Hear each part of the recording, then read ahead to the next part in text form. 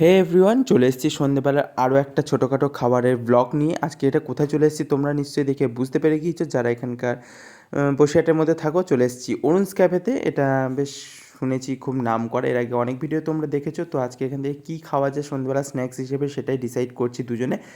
তো কী খাওয়া যায় মাথায় তো আসছে না, ঠিক আছে, কী খাবো কী খাবো কী খাবো ভেবেই পাচ্ছি না। তো চলো তোমাদেরকে দেখাচ্ছি কী অর্ডার করেছি। তো চলে এসছে হাক্কা নুডলস। হাক্কা নুডলসটা খেয়ে তোমাদেরকে রিভিউ দেবো। তো তোমরা দেখতেই পাচ্ছ চাউমিনগুলো কেমন জড়ানো আছে। এই যে ওপরে দেখতে চাউমিনটা পুরো দলা পাকিয়ে রয়েছে, খেতে তো একদমই ভালো না সত্যি কথা বলতে। আমি অনেক জায়গায় চাউমিন খেয়েছি, আমার তো একদম ভালো লাগেনি সত্যি কথা বলতে। যেরকম দাম নিয়েছে তার জন্য সেই পরিমাণে কিন্তু কোয়ান্টিটিও কম, খেতেও ভালো না।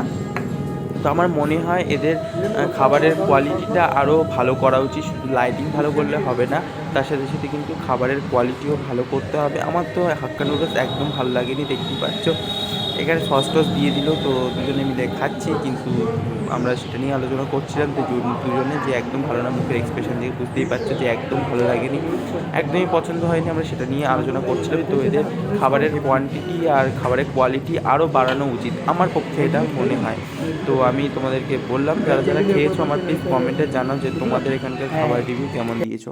তো খাওয়া দাওয়া শেষ, এবারে চলো যাওয়া যাক বাড়ির দিকে।